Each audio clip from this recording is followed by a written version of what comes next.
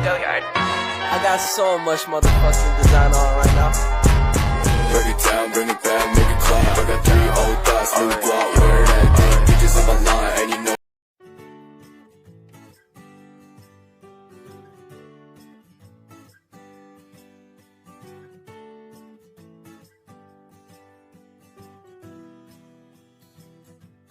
Pemakanan yang halal menjadi perkara penting bagi setiap Muslim.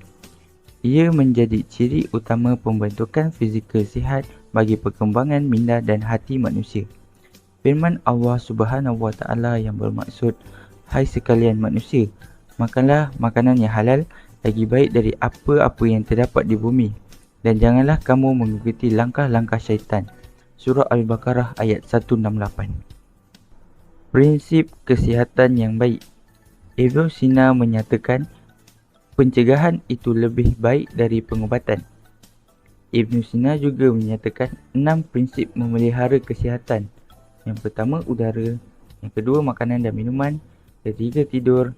Keempat, pergerakan dan kerehatan badan. Kelima, pergerakan dan kerehatan emosi. Keenam ialah perkumuhan dan penyerapan. Prinsip makanan dan minuman. Prinsip makanan dan minuman adalah merangkumi jumlah makanan yang perlu diambil, masa yang sesuai untuk makan, adab penyediaan makanan dan adab ketika makan. Dalam Islam, makanan dan minuman bukan sahaja berperanan untuk keperluan jasmani, tetapi juga untuk membentuk rohani seseorang Muslim supaya menjadi manusia yang berwibawa. Terakui bahawa jasmani memerlukan makanan tetapi bukan dengan cara yang berlebihan, sehingga boleh menjejaskan kesihatan badan. Lantaran itu, Rasulullah SAW mengajar umat manusia cara untuk memenuhi keperluan fizikal, bukan menurut nafsu dan berlebih-lebihan. Dalam sebuah hadis baginda yang bermaksud, "Kami adalah satu kaum yang tidak akan makan melainkan bila terasa lapar, dan bila kami makan, tidak pernah sampai kenyang." Memakan makanan yang baik merupakan syarat utama bagi hamba Allah yang memohon agar segala amalan kebajikannya diterima oleh Allah. Makanan yang haram masuk ke dalam uncang perut akan menjejaskan segala amalan manusia. Allah memerintahkan para rasulnya mendahulukan amalan memakan makanan yang baik sebelum memulakan ibadatnya, seperti mana firman Allah dalam surah Al-Mu'minun ayat 51 yang bermaksud, "Wahai para rasul, makanlah segala apa yang baik dan beramallah kamu dengan amalan yang soleh. Sesungguhnya aku maha mengetahui segala apa yang kamu lakukan."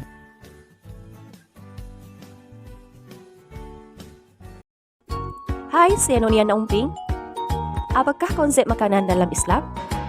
Di dalam Al-Quran banyak mengajar manusia tentang tabiat makan yang sihat dan baik supaya manusia dapat mengekalkan kesihatan jasmani dan rohani untuk pembesaran yang seimbang. Makanan untuk rohani merujuk kepada ilmu yang membawa manfaat, iman dan amal ibadat yang diusahakan demi Allah. Manakala makanan untuk jasmani pula meliputi makanan yang telah diutarakan melalui pendekatan sains dan tertakluk kepada prinsip-prinsip syariah dan mendapat keberkatan daripada Allah. Pengambilan makanan untuk memenuhi keperluan zat dan mencapai kesihatan yang optimum sukar ditentukan kerana ia boleh dipengaruhi oleh unsur ekonomi, budaya masyarakat dan kemudahan yang sedia ada. Terdapat 5 konsep pemakanan dalam Islam. Yang pertama adalah makanan halal, makanan haram, najis dalam pemakanan, makanan yang meragukan dan konsep darurat atau darurat. Apakah yang dimaksudkan dengan makanan halal dan makanan haram? Pengertian kepada makanan halal dan makanan haram. Makanan halal merupakan sesuatu yang dibenarkan dalam syariat Islam untuk digunakan. Ia mesti bebas dari perkara yang berbahaya dengan melihat cara memperolehnya, iaitu bukan berasal dari muamalah yang dilarang. Makanan haram pula merupakan sesuatu yang dilarang dengan larangan tegas untuk digunakan sama ada disebabkan zatnya ataupun cara memperolehnya. Disebutkan di dalam surah Al-Baqarah ayat 168, maksudnya, "Wahai sekalian manusia, makanlah dari apa yang ada di bumi yang halal lagi baik, dan janganlah kamu ikut jejak langkah syaitan, kerana sesungguhnya syaitan itu ialah musuh yang terang nyata bagi kamu."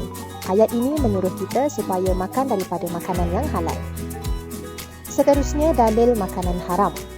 Surah Al-Ma'idah ayat 3, maksudnya, Diharamkan bagimu memakan bangkai, darah, daging babi, binatang yang disembelih atas nama selain Allah, yang tercekik, yang dipukul, yang jatuh, yang ditanduk, yang dimakan binatang buas, kecuali yang sempat kamu menyembelihnya dan yang disembelih atas nama berhala. Seterusnya kita melihat pada contoh makanan halal dan makanan haram. Contoh makanan halal ialah roti, nasi, sayur, burger, susu dan buah. Contoh makanan haram pula ialah arak, darah, dadah, binatang yang dipukul, babi dan bangkai. Hikmah daripada mengambil makanan halal: sihat tubuh badan dan akal, mudah menerima dan menghafal pelajaran, khusyuk dalam beribadah dan mendapat rahmat dan keredaan Allah. Akibat daripada mengambil makanan haram, ia membahayakan badan dan akal fikiran, ibadah yang dikerjakan sia-sia, hati tertutup daripada menerima hidayah Allah dan dilaknat Allah dan diazab di akhirat. Konsep makanan dalam Islam. Najis dalam pemakanan oleh Muhammad Hazim bin Husin. Najis dalam pemakanan. Maksud: 1. Bersih dari sesuatu yang diperuntukkan untuk upacara bahagia. 2. Sesuatu yang dapat ditoleransi kerana sulit untuk menghindarinya seperti darah nyamuk. 3. Sesuatu yang tak boleh ditoleransi seperti minuman yang memabukkan dan beracun serta bangkai. Telah dijanjikan dalam hadis Rasulullah SAW, mana-mana daging yang tumbuh daripada benda haram maka neraka lah paling layak baginya. Hadis riwayat At-Tabarani. Yang bermaksud bahawa akan memberi risiko, iaitu balasan buruk kepada pelaku yang telah memakan benda yang haram. Terdapat beberapa jenis najis dalam pemakanan menurut Jabatan Kerajaan Mufti. Yang pertama, isi perut ikan. Yang kedua, tanaman yang disiram atau dibaja dengan najis. Dan yang ketiga adalah daging dan darah. Konsep pemakanan dalam Islam. Makanan yang meragukan ataupun syubha. Makanan syubha.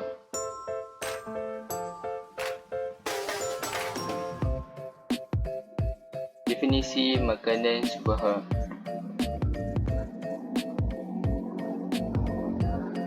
Makanan syubha ialah makanan yang diragui status halal dan haram.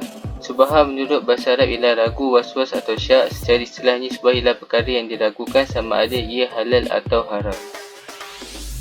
Jika mengikut kaedah syarak, maka perkara syubha ialah lebih hampir kepada haram. Ini adalah hadis Nabi berkaitan makanan syubha.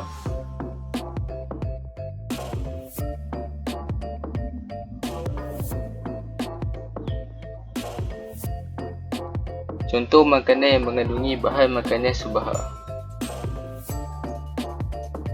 aiskrim yang mengandungi gelatin, kek keju yang mengandungi enzim binatang, roti dan biskut yang mengandungi lemak binatang, produk ikan yang mengandungi plasma darah.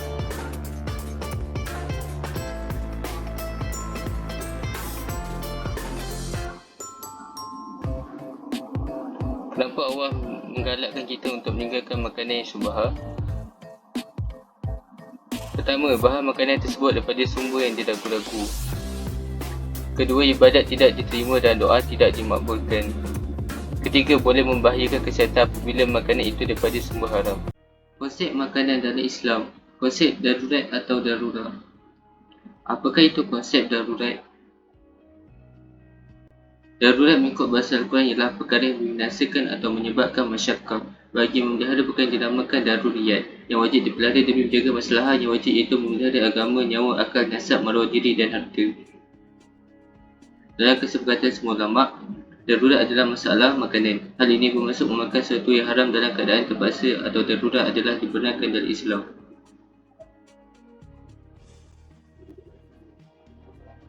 Bimanawan bermaksud barang siapa terpaksa dengan tidak sengaja dan tidak melampaui batas, maka sesungguhnya Tuhanmu Maha Pengampun dan Maha Pengasih. Surat Al-An'am ayat 146. Hal ini bermaksud Islam membenarkan memakan segala benda yang diharamkan tetapi dalam keadaan bertahan, bukan untuk kekenyangan, dan ulama telah membataskan darurat itu adalah berjalan sehari semalam jika tidak mendapatkan makanan kecuali barang yang diharamkan.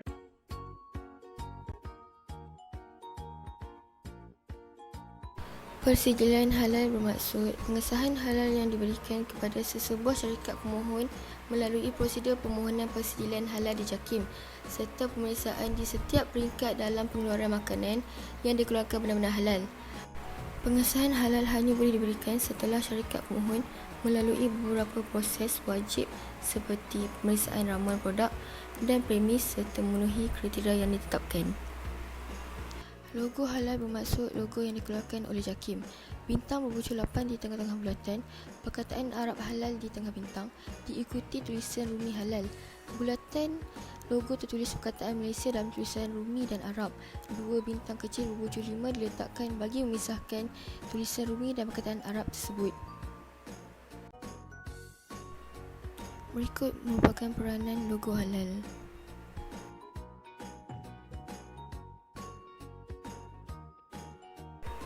Pameran Halal Antarabangsa Malaysia atau MIHAS merupakan pameran perdagangan tahunan yang dianjurkan oleh Perbadan Pembangunan Perdagangan Luar Malaysia dan diuruskan oleh Shapers Malaysia. Ia bertujuan untuk memudahkan penyebaran dan penjualan produk dan perkhidmatan halal berkualiti di peringkat global. Objektif MIHAS meletakkan Malaysia sebagai negara yang dapat membentuk perkhidmatan kepada umat Islam dan bertindak sebagai pelantar untuk jaringan halal dunia dengan menjadikan produk halal mudah diperoleh oleh umat Islam. Tujuan pameran ini dianjurkan membina satu rangkaian jual beli produk-produk halal dan mendapatkan persijilan halal, mempromosikan produk-produk halal ke negara asing yang tidak mempunyai persijilan halal, untuk memastikan negara-negara asing mengenali sijil halal yang dikeluarkan oleh Malaysia. Antara tugas-tugas MIHAS adalah membantu membuat promosi di samping mengadakan pameran makanan yang paling besar di Malaysia. MIHAS turut membantu mencetuskan idea kepada pihak Port of Rotterdam bagi membuka peluang kepada pengusaha-pengusaha produk halal tempatan bagi menembusi pasaran kesatuan Eropah melalui pelabuhannya. Kita beralih pula kepada konsep istihalah. Istihalah merupakan perkataan daripada bahasa Arab yang berasal dari akar kata hawal yang berarti berubah. Ia dihuraikan sebagai perubahan dan pertukaran suatu bahan kepada bahan lain yang meliputi pertukaran zat dan sifat. Menurut Al-Ahji dalam Mu'jam Luqat Al-Fuqaha, perubahan melibatkan pertukaran sesuatu jisim kepada bentuk yang lain tanpa kemungkinan kembali kepada bentuk asal. Contoh al-istihalah ialah biji benih tumbuh dan berubah menjadi pokok, perubahan yang menghilangkan unsur najis dan pertukaran suatu bentuk kotoran kepada habuk, perubahan bentuk fizikal dengan mengekalkan kandungannya seperti air membeku menjadi air ais. Teori perubahan zat atau istihalah.